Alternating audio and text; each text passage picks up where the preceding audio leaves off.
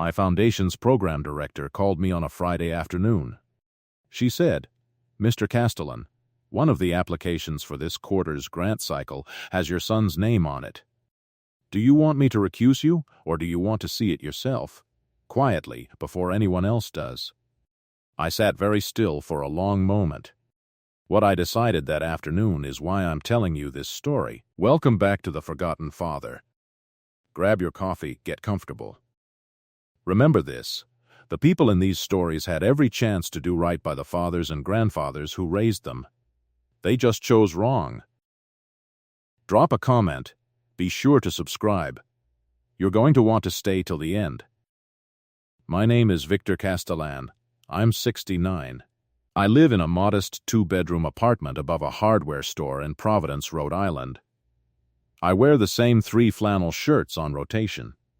I drive a 12-year-old Corolla with a check engine light I've learned to ignore. Most people who meet me assume exactly what they're meant to assume. Retired guy, fixed income, careful with his money because he doesn't have much of it to be careless with. My son Bradley cut me off 6 years ago. Not dramatically. Quietly, the way these things sometimes happen, one skipped holiday at a time until the skipping became permanent. The last real conversation we had, he told me, plainly, that he was building a life and a network that couldn't really include a dad who never made anything of himself. He'd just started his own startup then, a clean energy materials company, and he'd been networking hard with investors. The kind of people, he said, who asked pointed questions about family. I think I embarrassed him in advance, before I'd even done anything specific to embarrass him with.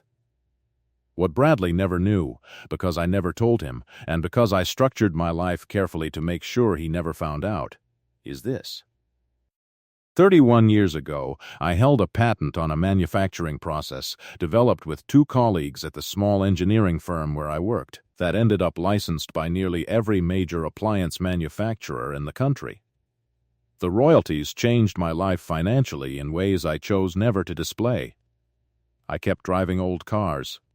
I kept the small apartment. I put almost everything into a private foundation I set up quietly 22 years ago, funding early-stage clean energy and materials science research grants for small companies that couldn't get traditional venture funding. I run it under a family name from my late wife's side, Halloway, specifically so nobody would connect it to me. I chose to live modestly on purpose. Money changes how people look at you and how you look at yourself, and I decided a long time ago I'd rather be looked at plainly. Bradley grew up thinking we were simply comfortable, ordinary, nothing special. He was never wrong about the ordinary part. Exactly, he was wrong about what it meant. 6 years of silence is a long time. I sent a card every birthday. I never got one back. I told myself that was all right, that some wounds a father causes without meaning to just take time, and some wounds a son causes take longer still. I kept the foundation running. I kept reading grant applications every quarter. The one part of my life that still felt like it mattered beyond my own 4 walls. Then, 8 months ago, my program director, a sharp, careful woman named Yolanda Reyes, called me on a Friday afternoon. She said an application had come in for the current cycle from a materials science startup, and the founder's name on the paperwork was Bradley Castellan. I sat very still for a long moment. Yolanda offered to recuse me from the review entirely, the way our conflict of interest policy required for any application connected to foundation leadership. I asked her, instead, to let me see the full application myself first, quietly, before making that call. If you've made it this far, do us one quick favor. Subscribe. A lot of people watch without ever doing it, but it costs you nothing and means everything to us. Thank you genuinely. The application was good. Genuinely good. Bradley had built something real. A process for recycling rare earth materials out of discarded electronics more efficiently than anything currently on the market.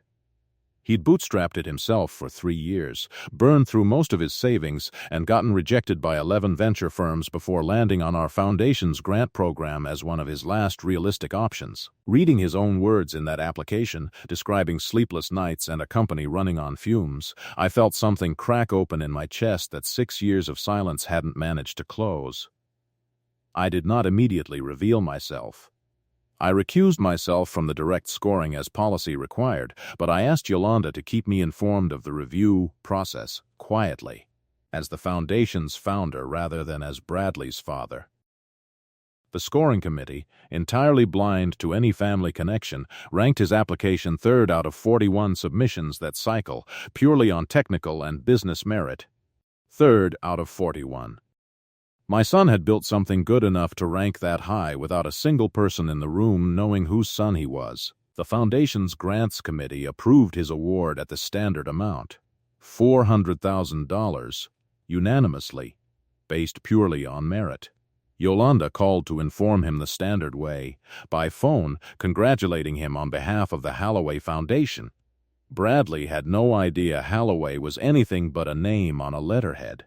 Here's the quotable part. The thing Yolanda told me after that call, still slightly stunned.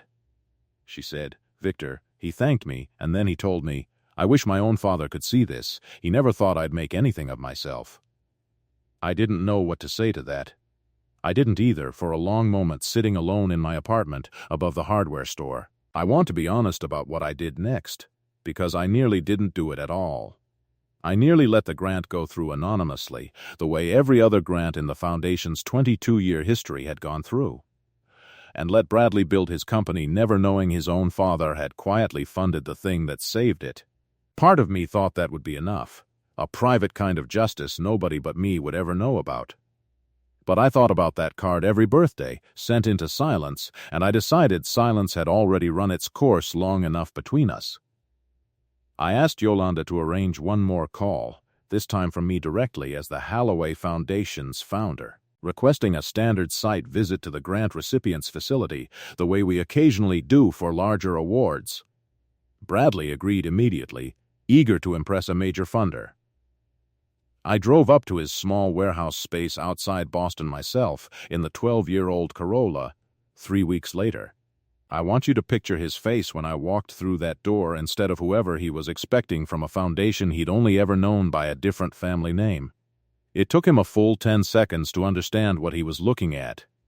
Then it took him considerably longer to understand what it meant. I didn't come to punish him. I want to be clear about that.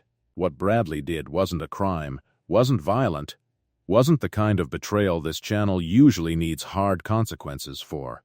It was ordinary human shame, misdirected at the wrong target, the kind a lot of ambitious young people carry about parents who don't fit the image they're building for themselves. The justice here isn't punishment. It's simply the truth, walking through a warehouse door, 3 years too late for his convenience, and exactly on time for mine. Bradley cried, standing in that warehouse, in a way I hadn't seen since he was small. He apologized for 6 years of silence in maybe 40 different ways over the next hour, none of them quite adequate, all of them honest. I told him what I'd decided driving up. I told him I wasn't giving the money back or pulling the grant. He'd earned it blind, 3rd out of 41, before either of us knew who was judging what. That part stays exactly as it was. What's different now is us. Bradley calls every week. He asked me 3 months ago to formally join his company's advisory board, not for the money, he was careful to say, but because he wanted my actual opinion on things now, the way he should have wanted it his whole life. I told him I'd think about it. I said yes 2 weeks later. I still live in the apartment above the hardware store.